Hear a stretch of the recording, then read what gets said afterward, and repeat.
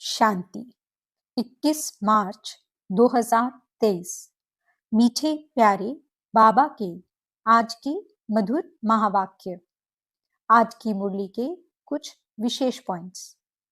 आज बाबा हमें समझाते कि हम बच्चों को सदा रूहानी यात्रा पर रहना है। याद से स्वयं को यानी आत्मा को और अपने शरीर को दोनों को फूल समान बनाना है। हम डायरेक्ट ईश्वर के बच्चे उनकी मत पर चल भारत को श्रेष्ठ और मानव को दैवी गुणधारी बनाने की सेवा के निमित्त हैं। हमें सदा इस स्मृति में रहना है। जब हम बच्चे सदा हिम्मतवान बनते हैं और सर्व को हिम्मत दिलाते हैं तो परमात्मा मदद स्वतः ही मिलती रहती है।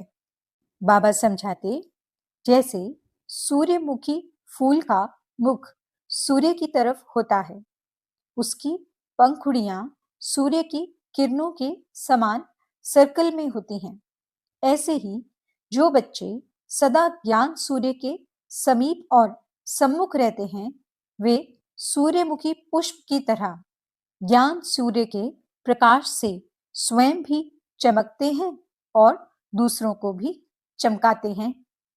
तो चलिए सुनते हैं आज की बाबा की मीठी प्यारी मुरली। ओम शांति। बाबा कहते, मीठे बच्चे, भगवान आया है सभी भक्तों को भक्ति का फल, मुक्ति, जीवन मुक्ति का ठिकाना देने। तुम भक्त से अभी वारिस यानी बच्चे बने हो।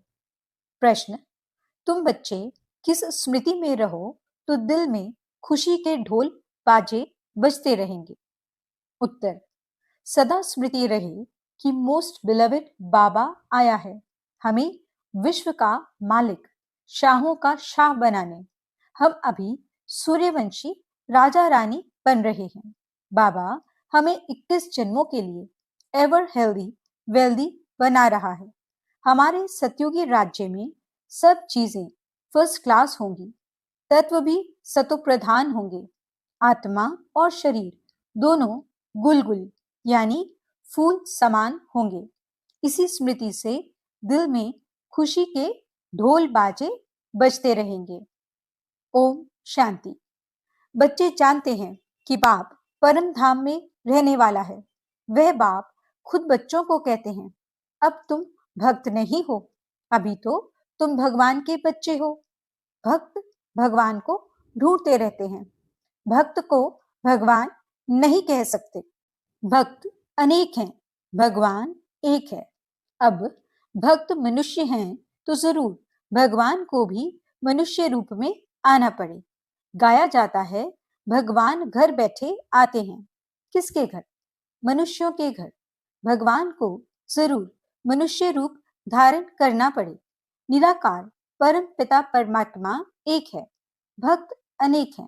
सभी मनुष्य इस समय भक्त हैं, भगवान को याद करते हैं, समझते हैं कोई समय भगवान को आना जरूर है। वह है स्वर्ग का रचयिता, तो जरूर एक ही होगा ना, अनेक तो नहीं हो सकते। भगवान आकर मनुष्य रूप में भक्तों को समझाते हैं। आधा कल्प तो मुझे याद करते हैं। ड्रामा अनुसार जरूर भक्ति मार्ग में याद करना ही है। फिर मैं भगवान मनुष्य का रूप धरकर भक्तों के पास आता हूँ। भक्त भी मनुष्य हैं, तो हमको मिलना भी मनुष्यों से ही है। जरूर मनुष्य का रूप धारण करना पड़े, कोई कचमच का नहीं। बाप कहते हैं, मैं आकर बच्चों को अपना परिचय देता हूँ। मेरा पार कोई पा न सके, इसलिए मैं ही आकर अपना परिचय देता हूँ कि मैं आया हुआ हूँ। तुम बच्चे जानते हो, बाप मनुष्य तन लेकर आते हैं। वह भी समझाते हैं कि मैं किस भक्त के तन में प्रवेश करता हूँ। यह ब्रह्मा है सबसे बड़ा भगत, एक तो भक्त नहीं है।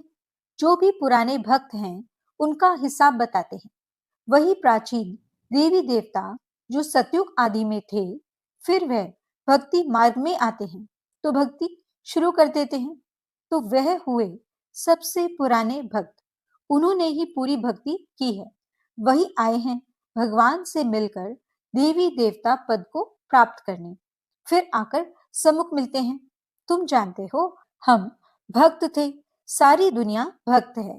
भगवान आया हुआ है भक्तों की रक्षा करने, क्योंकि भगत बहुत दुखी हैं। भक्तों को यह पता नहीं है कि शांति और सुख कहाँ होता है। भगवान आकर समझाते हैं, मैं जब आता हूँ तो सौगात लेकर आता हूँ बच्चों के लिए। बेहद का बाप जरूर बेहद की सौगात लेकर आएंगे।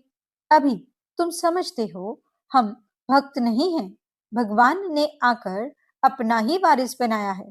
भक्त वारिस नहीं होते। वे ऐसा नहीं समझते कि हम बच्चे हैं, बाप से हमको वर्षा लेना है। वह तो सर्वव्यापी कह देते हैं, तो फिर भगवान कहाँ से आए? अब तुमको वर्षा जरूर चाहिए, इसलिए मुझे याद करते हो। वर्षा भी फर्स्ट क्लास चाहिए, सेकंड थर्ड क्लास नहीं।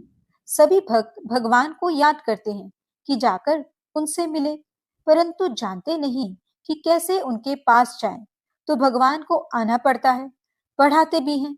तुम जानते हो, भगवान आया हुआ है सबको भक्ति का फल देने अथवा सबको सुखी करने। भगवान को अभी ही आना होता है। वह है रूहानी पंडा। वास्तव में मनुष्यों का सच्चा सच्चा तीर्थ है मुक्ति और जीवन मुक्ति। स्वर्ग में रहने वाले देवताओं के जड़ चित्र यहाँ हैं। उन जड़ चित्रों पास जाते हैं यात्रा करने। वह हो जाती है जिस्मानी यात्रा।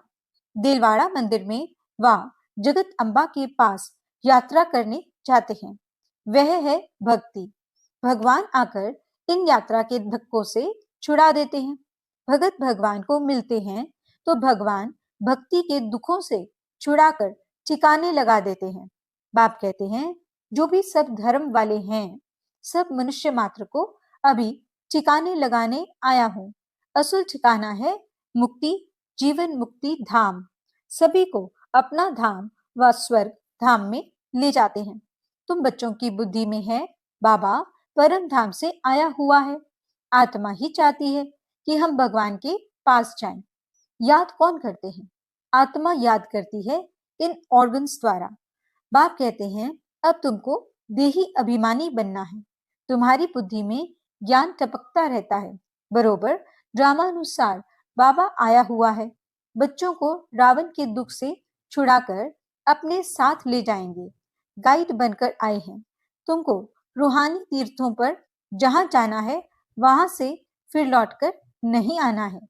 यहाँ तो है अल्पकाल के लिए जिस्मानी तीर्थ। ये जड़ तीर्थ बंद हो जाते हैं, फिर तुम सभी तीर्थों पर जाते हो। सच्चा तीर्थ एक है, मुक्ति धाम। दूसरा है जीवन मुक्ति धाम। उन सभी तीर्थों पर जाने लिए भी भगत जिस्मानी तीर्थ करते रहते हैं। बरोबर जिस्मानी तीर्थ जन्म जन्मांतर करने बाद फिर उनसे छूटकर हम रूहानी तीर्थों पर चले जाएंगे। फिर यहाँ मृत्यु लोक में आना ही नहीं है। मुक्ति धाम में जाकर बैठेंगे, आना जाना बंद हो जाएगा। फिर स्वर्ग में जाएंगे तो वहां आना जाना होता रहेगा। स्वर्गवासी बन जाएंगे। तुम जानते हो कि बाबा हमको स्वर्गवासी बना रहे हैं। हम तैयारी करते हैं स्वर्ग में जाने की। दुनिया में तो किसको पता ही नहीं है, बिल्कुल बुद्धू है। शास्त्र आदि पढ़ने से भी कोई फायदा नहीं। अभी की भेंट में तो ऐसे ही कहेंगे, अल्पकाल के सुख को जरा सा कहेंगे। जास्ती मिठाई और जरी यानी थोड़ी मिठाई में फर्क तो है ना। अभी तुम समझते हो, हम तो सूर्यवंशी राजा रानी बनते हैं। वह आशा रखते हैं बहुत धनवान बने। संपत्ति तो जरूर चाहिए, तब तो सुख होगा। संपत्ति के साथ फिर हेल्थ भी चाहिए। हेल्थ वेल्थ है तो सुख बहुत है। इस दुनिया में हेल्थ वेल्थ दोनों मिल नहीं सकती। एक जन्म के लिए एक मनुष्य के पास यह नहीं हो सकती। वहां तो तुम सब 21 जन्मों के लिए हेल्दी वेल्दी रहते हो। वहां तो अनादि आदि हर चीज की बहुत सस्ताई होगी। पैसे की तो दरकार ही नहीं होगी। पैसे बदले अशर्फियां देते होंगे और चीज फर्स्ट क्लास होगी। तत्व भी सतोप्रधान बन जाते तो उनसे माल भी बहुत अच्छे बनते होंगे। खाने आदि में कितना मजा होगा। अभी तुम्हारे दिल में ढोल बाजा बजना चाहिए। मोस्ट बिलवेड बाप आए हुए हैं। कहते हैं मैं तुम्हारा मोस्ट बिलवेड बाप हूँ। 63 जन्म तुमने याद किया है। जरूर बिलवेड है, तब तो याद करते हैं ना। मनुष्यों को तो कुछ भी पता नहीं। बाबा हमको शाहों का शाह, स्वर्ग का मालिक, विश्व का मालिक बनाते हैं। देवी देवताएं विश्व के मालिक है ना, परंतु उन पर भी झूठे कलंक छोटेपन से ही लगा दिए हैं। कितनी झूठी बातें लगा दी हैं। माया बिल्कुल ही 100% नॉनसेंस बुद्धि बना देती है। यह भी ड्रामा का खेल है। तो अब मोस्ट बिलवेड बाप कहते हैं मुझे पूरा याद करो तो तुम्हारे पूरे विकर्म विनाश हो। गुलगुल फूल बनो। आत्मा गुलगुल होगी तो शरीर भी ऐसा अच्छा मिलेगा। त्वमेव माताश्च पिता, यह किसकी महिमा है। कुत्ते बिल्ली सब में ईश्वर है तो क्या उनको कहेंगे मात पिता। मनुष्यों की बुद्धि क्या बन पड़ी है। भव का कितना दिखाते हैं। इसको कहा जाता है माया का पॉम्प। रावण के राज्य में मनुष्यों को नशा कितना है जानते कुछ भी नहीं। तुम्हारे में भी जो अच्छे ज्ञान की धारणा करने वाले हैं उन्हों को नशा चढ़ता है। ज्ञान की धारणा नहीं तो सूरत भल मनुष्य की है, परंतु सीरत बंदर की है। तुम बच्चे अब समझते हो। हम श्रीमत पर चल भारत के मनुष्य मात्र को श्रेष्ठ दैवी गुणधारी बनाते हैं। अर्थात हम भारत को श्रेष्ठ दैवी राजस्थान बनाते हैं। जिनको यह नशा होगा वही ऐसे बोलेंगे। कहाँ भी भाषण करो तो बोलो हम श्री अर्थात श्रेष्ठ मत पर चल रहे हैं। भगवान है ज्ञान का सागर, आनंद का सागर। हम उनके मत पर चल रहे हैं। यादव और कौरव दोनों हैं रावण की मत पर, और हम पांडव हैं भगवान की श्रीमत पर। जीत भी हमारी है। श्री कृष्ण कोई स्वर्ग स्थापन नहीं करते हैं, भगवान बाप ही स्थापन करते हैं। हम भारत को श्रेष्ठ बनाते हैं और कोई भी ऐसे कह नहीं सकेगा कि हम ईश्वरीय मत पर हैं। हाँ कहेंगे ईश्वर की प्रेरणा से करते हैं। बाप तो कहते हैं मैं इस तन में आकर मत देता हूँ। इसमें प्रेरणा की तो बात ही नहीं। तो पहले पहले निराकार की महिमा करनी चाहिए। वह मनुष्य सृष्टि का बीज रूप है, ज्ञान का सागर, सुख का सागर है। उनकी मत पर हम चलते हैं। वह हमारा बाप है, परम धाम में रहने वाला है, स्वर्ग का रचयिता है। जो जानता होगा वही महिमा करेगा। सारी सृष्टि को पावन बनाने वाला तो एक ही होना चाहिए, अनेक थोड़े ही होने चाहिए। तो सिवाय हमारे बाकी सब हैं रावण की मत पर। हम श्रीमत से भारत को फिर से दैवी राजस्थान बना रहे हैं। यह अनेक धर्म सभी विनाश होने हैं। हम जो बीके हैं हम सभी ने ये प्रैक्टिकल अनुभव किया हुआ है। हम प्रजापिता ब्रह्मा के बच्चे हैं। हो तुम भी, परंतु हम प्रैक्टिकल में अब हैं। फिर भक्ति मार्ग में गाया जाएगा। परम पिता परमात्मा ने ब्रह्मा द्वारा मनुष्य सृष्टि रची। वे समझते हैं शायद फट से देवता बन गए, परंतु नहीं। ब्रह्मा द्वारा पहले ब्राह्मण रचे, फिर वर्णों में ले आना चाहिए। कहानी सुनाने व ड्रामा आदि से कोई फायदा नहीं। एकदम बाप की शिक्षा बतानी चाहिए। बाप हमको क्या कहते हैं। हे मीठे बच्चे, हे आत्माएं, सारी सभा में कहना चाहिए हम श्रीमत पर चल रहे हैं देवता बनाने के लिए। वह हमको राजयोग सिखाते हैं। गीता का भगवान भी वह निराकार ही है, साकार में आते हैं। प्रजापिता ब्रह्मा के मुख से ये ब्राह्मण ब्राह्मणियां निकलते हैं। हम बीके हैं। परम पिता परमात्मा ने हमको ब्रह्मा मुख से रचा है। हम शिव बाबा के पुत्र हैं। बीके का परिचय देना चाहिए। तुम भी सब आत्माएं शिव के पुत्र प्रजापिता ब्रह्मा के बच्चे हो। अभी फिर से यह नई रचना हो रही है, ऐसे समझाना चाहिए। जो समझे बरोबर हम भी शिव के पोतरे ब्रह्मा के बच्चे हैं। हम उनके बने हैं, इसलिए हमारा नाम है ब्रह्मा कुमार ब्रह्मा कुमारियां। कल्प पहले ये ब्राह्मण से देवता, फिर क्षत्रिय, वैश्य, शूद्र बने थे, अब फिर ब्राह्मण बने हैं। ऐसे ऐसे अच्छी रीति चक्र का राज बुद्धि में बिठाना चाहिए। पहले तो बाप का पूरा परिचय देना चाहिए। बाप ने हमको सुनाया है, हम फिर तुमको सुनाते हैं।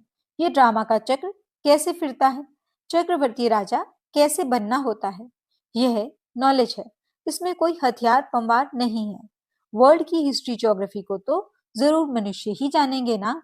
मनुष्य सृष्टि का चक्र कैसे फिरता है ये जरूर जानना चाहिए।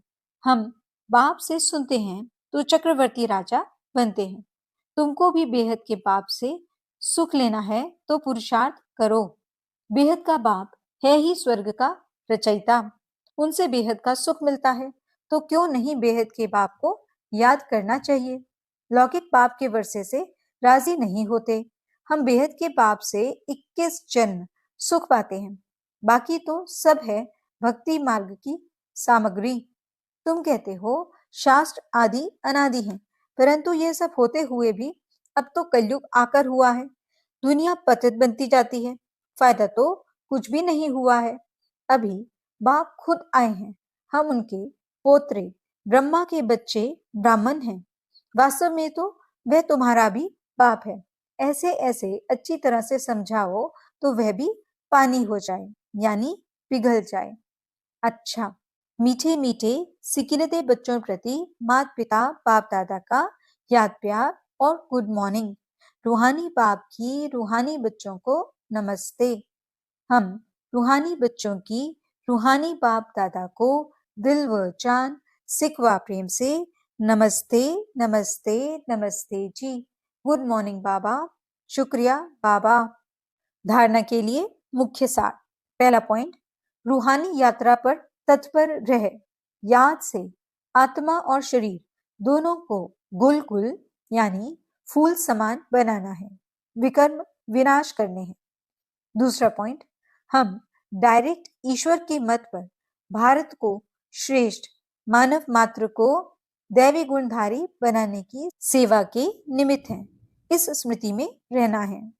वरदान, सूर्यमुखी पुष्प के समान ज्ञान सूर्य के प्रकाश से चमकने वाले सदा सम्मुख और समीप भव। जैसे सूर्यमुखी पुष्प सदा सूर्य की सकाश से घिरा हुआ रहता है, उसका मुख सूर्य की तरफ होता है, पंखुड़ियां सूर्य की किरणों के समान सर्कल में होती हैं। ऐसे जो बच्चे सदा ज्ञान सूर्य के समीप और सम्मुख रहते हैं, कभी दूर नहीं होते, वे सूर्यमुखी पुष्प के समान ज्ञान सूर्य के प्रकाश से स्वयं भी चमकते और दूसरों को भी चमकाते हैं। स्लोगन, सदा हिम्मतवान बनो और सर्व को हिम्मत दिलाओ तो परमात्मा मदद मिलती रहेगी। अच्छा, ओम शांति।